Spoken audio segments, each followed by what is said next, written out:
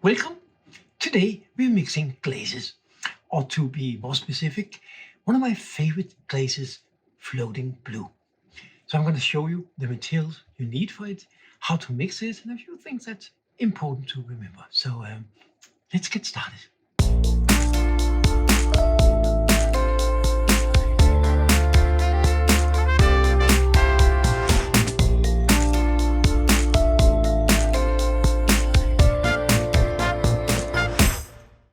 To make your own glaze, there's a few things that you need.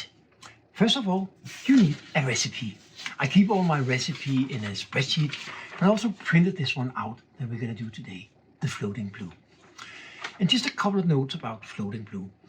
There are many different variations, all called floating blue. The original one uses a lot of red iron oxide. I don't personally like that too much because the floating blue glaze is great because they have a huge range of colors, from very deep blue, where you apply it thick, and to lighter blue, and then it breaks off into darker colors, where it's very thin. In the original one with the red iron oxide, it breaks into sort of like a brownish color that I don't like too much. So another potter, a UK potter, Old Forge Creations, he came up with a variation of it that uses manganese and a little bit of strontium instead of the red iron oxide. And that breaks into a more purplish color. And I like that variation. There are also other variations, but in between all those variations, I like the ones that use manganese instead. So that's basically the one that I'm using. I will put a link to Old Forge Creations recipe on glazy.org, so you can start with that. So of course, you need the recipe. Another important thing is a weight. I just use a cheap paperweight. It needs to be pretty accurate, and these ones are good enough. Then you need a bucket to mix it in. And one thing that I admit sometimes I forget, and you guys are very quick to remind me when I do, but you need protection. I have this one, a very high quality filter that can take dust, of course, which is the main problem here, but also I use it when I do pit fire because it can also do like acid gases and chloride and chloride gases and things like that. Awful things. But if you have the right protection, it's actually not dangerous. But please protect yourself. Don't do like I do like I say. And then of course we need the materials. For this particular glaze, as you can see, I can put up the recipe here. There are quite a few ingredients. Nepheline serenite, Guernsey borat, and some people may comment, but hey, Guernsey borat is not legal anymore and we can't get it. It's not quite true. There is a lot of Guernsey borat in the market. The mine where they mined it from was closed down many years ago, but there's still tons of it available. So if your local pottery supply don't have it, then try and do a search around. There are many places that have. I can get it from Skarva and Rakowaya in Holland, Northern Ireland. So those are two places near to me that I can get it from. I'm sure you can get it too. There are also substitutes like Guernsey Gillespie, I think it's called. It's very close to, and I actually saw some good results with floating blue using that instead. Then there's some silica in it, there's some kaolin. I use EPK, but you can probably use other variations too. I just like that. Some whitening and some strontium carbonate. And then we have some stabilizers and colorants. And there's a bit of rutile in it. Bentonite. I always put a little bit of bentonite in my glazes. The reason for that is it sort of helps suspend the materials in the water. Otherwise, you end up with a glaze that settles. You probably had that, glazes where you take it out after a few weeks or months that you haven't used it, and it's almost like stone in the bottom, and it takes forever to mix it up. That's because of the lack of clay, so it doesn't keep the materials suspended in the water. With enough clay, and bentonite is a nice neutral clay to use, you can help suspend the material, so it's much easier to mix it up. It doesn't do much to the glaze, except for that, but it's very important. Then there's a manganese dioxide and a little bit of cobalt carbonate. And yes, cobalt carbonate. is expensive. Anything with cobalt is expensive, but it's so little. I'm mixing up 5 kilo of powder, and for that I only need 50 grams of cobalt carbonate. So all in all, this is not a very expensive glaze. I like it so much anyway. So let's go ahead with that. Whether you print out your recipe or you keep it on your computer, one of the reasons I keep this list when mixing the glaze is that it's super important that you remember what you put in and that you put the right amount in and that you take it off once you did, so you don't put too much or you forget something, because then of course the glaze is not going to work as intended. So in this case, because it gets a little bit dusty here, so I don't like to keep my computer when I do this, I print it out and I just use a pen and I take off whatever I put in. Also, by maintaining my recipes in a spreadsheet, it's very easy for me to calculate how much I need of each. So basically up here, I just add, in this case, 5 kilo of powder, and then it automatically calculates how much I need of each of the ingredients. A couple of other things I also use is a bucket. I use this bucket of my weight and the spoon to spoon in the materials. And then I can empty that into my mixing bucket. So the first material is Nepheline serenite. I'm not actually sure how to pronounce it correctly. Nepheline serenite. It's a terrible name. But it's a white powder, relatively heavy. So I'll put on the mask and then I'll start measuring it. For this recipe and the amount that we're mixing, the 5,000 gram, 5 kilo, we need 1,750 grams of Nepheline serenite. So let's do that. You see, I'm protected. I put my weight, I put my bucket, and then I reset it so that it's 0 grams. So when I add my material, it's only going to be weighted by that.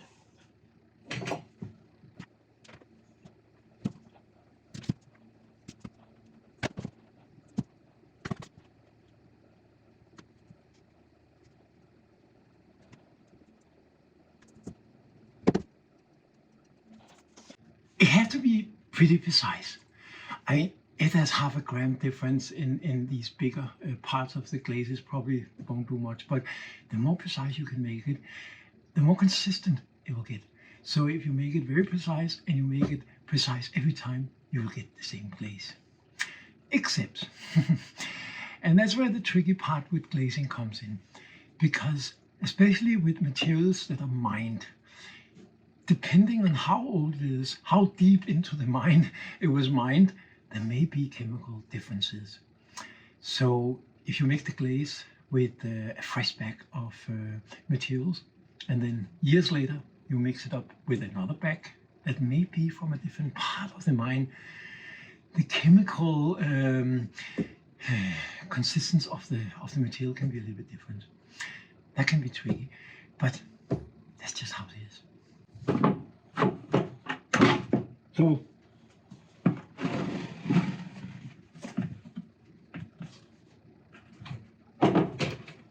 now remember to take it off. Now we put this in. Now we move on to Ghostly Barat. For the Ghostly Barat, we need 1,175 grams. So again, I reset my weight, and that's it.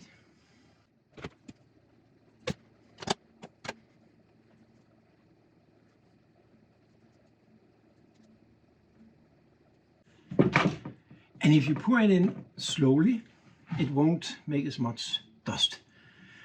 Some potters will suggest that you start adding some water into the bucket because when they pour in the powder, it won't dust so much.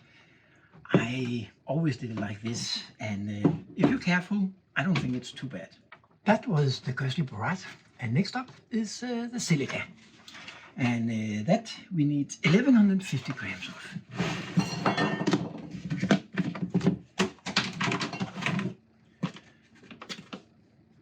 And as you notice, when you start weighing out the materials, is that some of them are very heavy, so you only need a few spoonfuls, and some of them are lighter, you need a lot more. It depends on the material.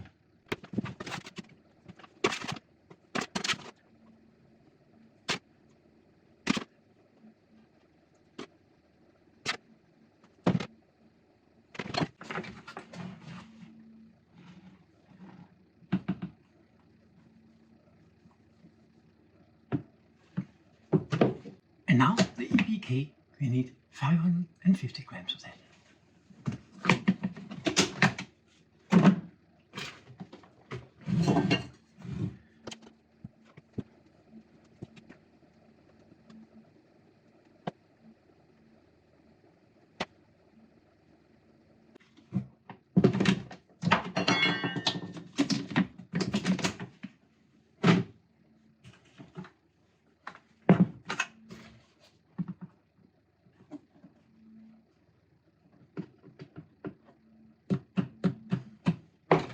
Of course, when you're mixing a glaze, you've got to be sure that the amount that you're mixing can actually fit your bucket.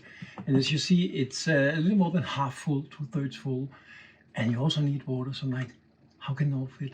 But the funny thing is, the water kind of absorbs all the dry materials. So even though it's going to be almost full with the dry materials, when I add the water, it doesn't actually take up more space. Funny thing, but that's how it is.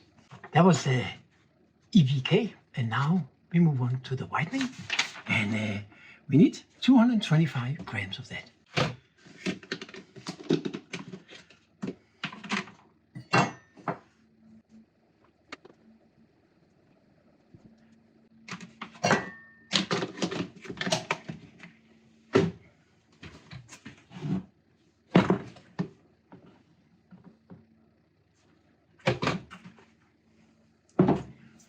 That was the whitening.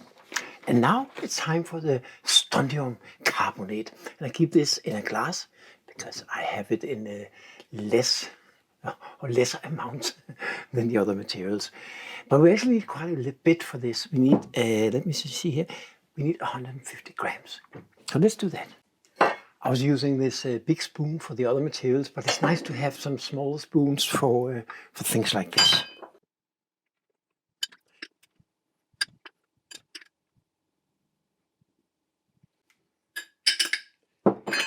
That's it. Remember to tick it off so you don't forget. And now it's time for the additives.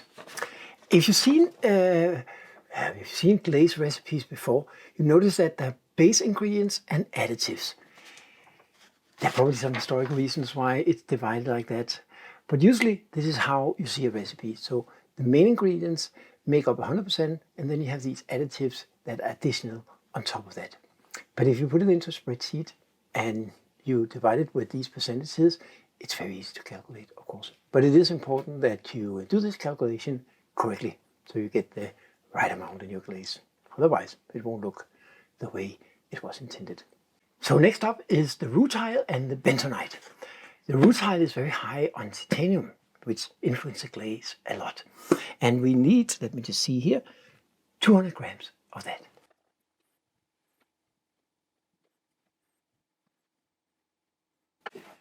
And we also need, we only need 100 grams of the bentonite. There are different variations of bentonite, but I've found that there's very little variation in the glazes. Again, this is not a colorant. It doesn't do much to how the glaze works. It's just adding a bit of clay to keep materials in suspension.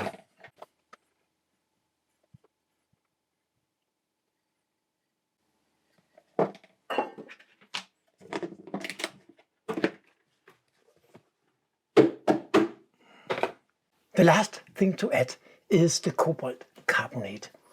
That is also the most expensive ingredient. This kilo of cobalt carbonate cost me roughly about $150. But we need very little. For this recipe with 5 kilo of dry materials, we only need 50 grams. So it's not that much. So the total price of the glaze is still acceptable.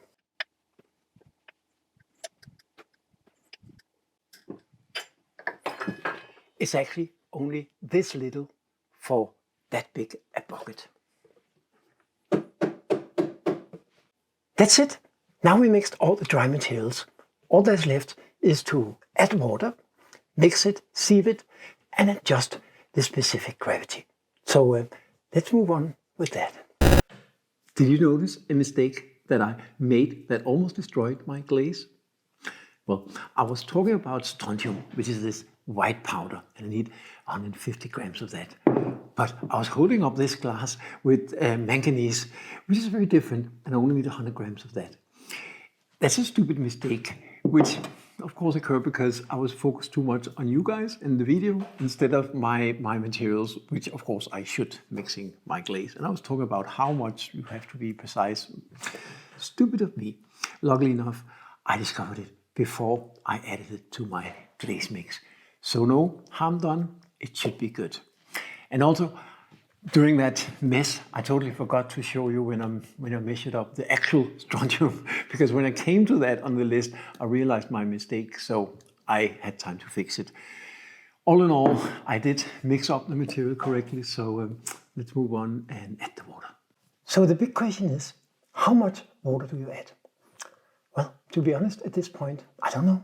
And I don't really care so much, because I really just want all the dry materials to dissolve in water. So I'm just trying to add not too much. And of course, you sort of need to know by experience what that is. But I'm just going to add some water that dissolves the dry materials, and then I'm going to let it sit overnight.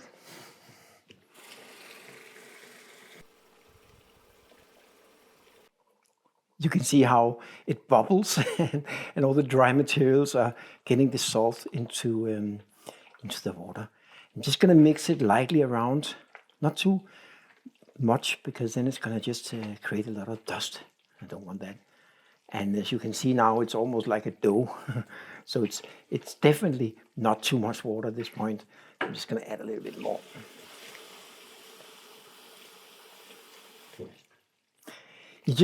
You don't want to add too much water at this point, because it's easier to add more water than it is to remove water. Of course, you can, if you accidentally add too much water, you can just leave it with the lid off and the water is going to evaporate. But it's just much easier to adjust it in the end by adding more water instead of having to remove it. So now I think that more or less all the materials are dissolved, or at least wet. So I'm just getting rid of this. Yeah. That's it for now. Because you could mix it up now and sieve it and adjust it. But I found that it's better if you just leave it at least a few hours. I usually just leave it overnight. And then the next day I will blend it and I will sieve it and I will adjust it so it gets the right specific gravity, the relation between the dry and the wet materials. So see you again tomorrow. Now the glaze mix have had some time to settle. I was actually busy with a few things, so I left it for a few days. It doesn't matter, it's fine, it will settle. If we look at the bucket now, it looks a little bit suspicious, bubbly and stuff. There's way too little water in it right now. But what I will do now is add a little bit more water and then I will start to mix it. And I use this hand blender that I used to have in my kitchen, but then I didn't use it anymore. So now I use it for mixing my glazes. It's very good at just mixing it, very good. After we mix it, we'll move on to the next 2 steps. So let's go ahead with that.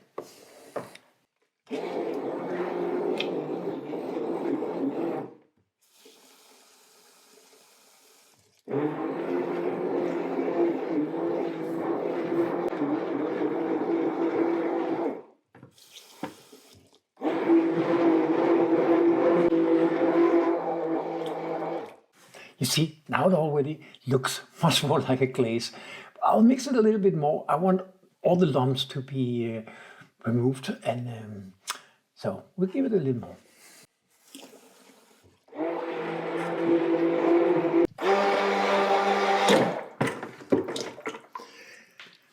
Now it looks much better. It's probably still too thick, but as I mentioned in the beginning, I would rather have too little water at this stage and then add more water. It's much easier to add water than it is to remove it, of course. So the next step is sieving it.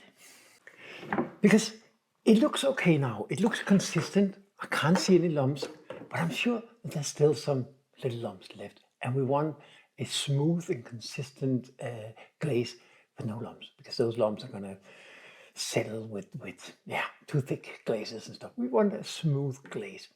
So for that, we're going to sieve it. To sieve your glaze, you need two things. A sieve, of course. I use this sort of a cheap one, but it works great. A 60 mesh sieve. Some potters will tell you to use 80 mesh. It's a little bit finer. I find that this 60 mesh, at least for the glazes that I do, works great. If you look at the local pottery store, supply store, they should have different sieves. Look out, some of them are quite expensive, and you can get good and functional ones like this in plastic, rather cheap. And then you need a second bucket, because you need to sieve it into something, of course. I like to use a sieve and a bucket that fits together like this. It just makes it very easy.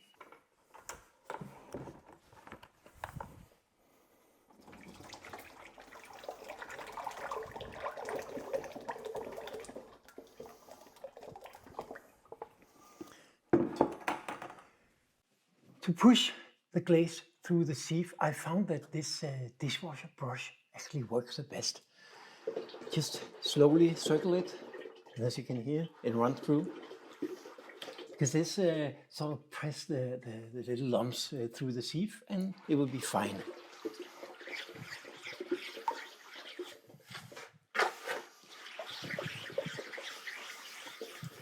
See? Now I can fill up the rest of it.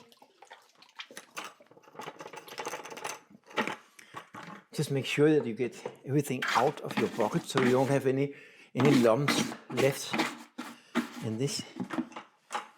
Now we can push this.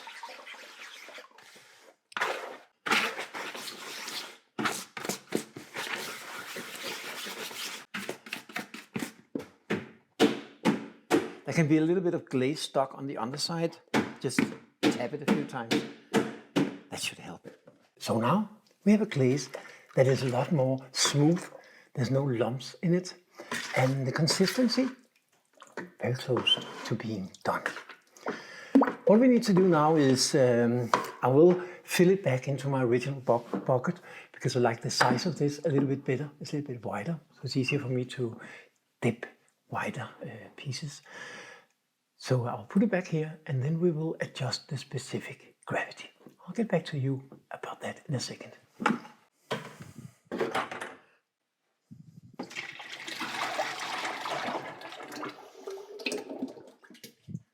There are two important things when adjusting your glaze. The specific gravity, which is the relation between the dry and the wet materials, you want that to be right. And then the viscosity, how fluid it is, how thick it feels.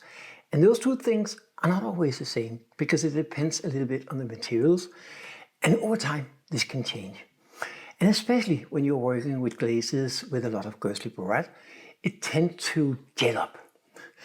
It's probably the best word for it. So maybe you had the perfect glaze, it was fluid, the right specific gravity, so on. But then you open up the bucket 2 months later and suddenly it feels much more thick. And you would immediately think that a lot of water have evaporated somehow. But that may not be the case. Very likely it's just gelled up.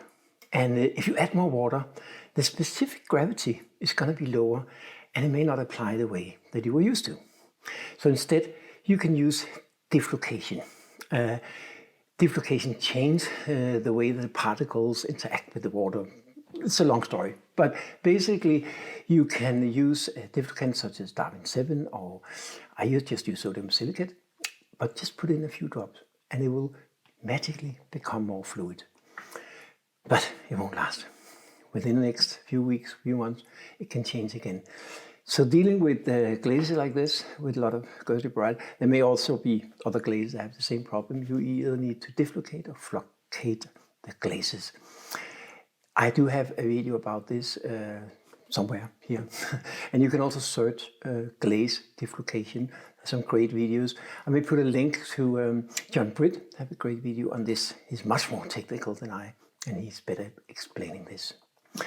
So first, we need to adjust the specific gravity. There are different ways to do that. Some people like to use the hydrometers. I don't, because that is also influenced by the viscosity. A better way, a very easy way to more scientifically correct measure the specific gravity is using a tube and a weight. I also have a video that explains this in more detail. So just let's go ahead and do it. I'm using this plastic test tube. I already measured 100 grams of pure water, so it goes to this. And I'm using a paperweight. So I'm gonna add this and reset it and fill it up with glaze. And depending on the readout here, if it's 115 or 150 gram, it will be 1.5 if it's 150 gram, a specific gravity of 1.5. I'm aiming for something around 1.4. And I know that it's already too thick, so I'll add a little bit more water before I test it.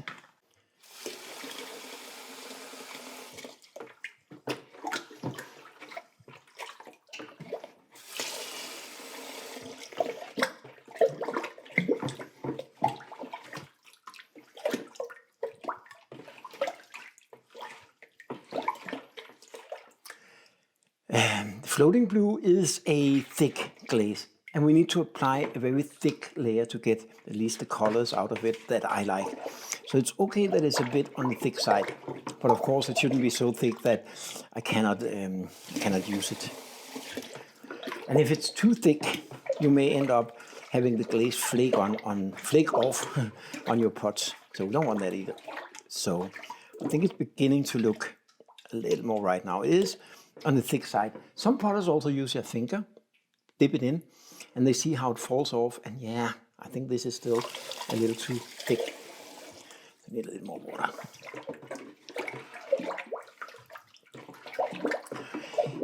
Mixing your glaze is a matter of combination of technique and technical insight, but also experience.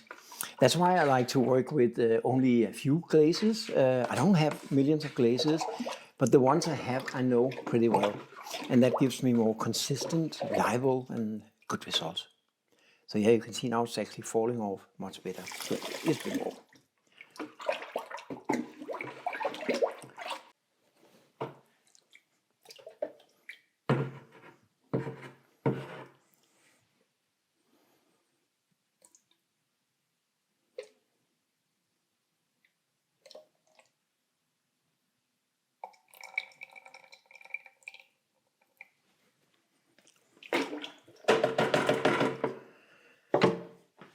And the readout is 147, 148. So it's still a little bit too heavy for my taste. So I'm gonna add a little more water. Just gonna clean the tube so we get a clean reading on the next test.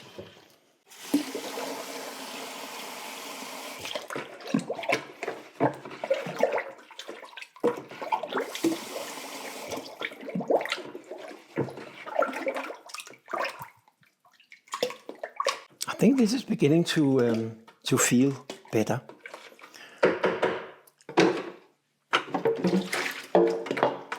So now we can try it out again and see how it measures.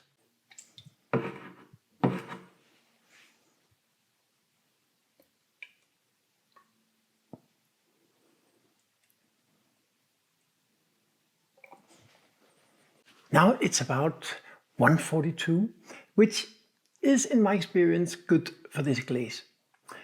So what should the specific gravity be for your glaze? I don't know. It depends on the glaze. If you are looking up a recipe in a book or on glazes.org, if you're lucky, the people who have experience with that glaze will tell you what specific gravity works great for it. If not, you have to make your own experiments. And maybe you want to apply it in a different way than what other people are doing. Very often, it's between 135, 145. Some glazes can be thicker, so maybe 150. Some glazes need to be thinner. That's especially true, I find, for clear glazes. They need to be very thin because we need to apply them very thinly.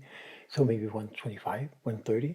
But there's no general rule here. So you need to talk to the people, read up on the glaze you're mixing, and do your own experimentation. Luckily enough, adding more water is easy. So if it's too thick, add more water. If it's too thick, but the specific gravity is good, then maybe deflocate it. is a mix between science, art, and experience. So I can only give you a few advices on this. You have to make your own test. That's it.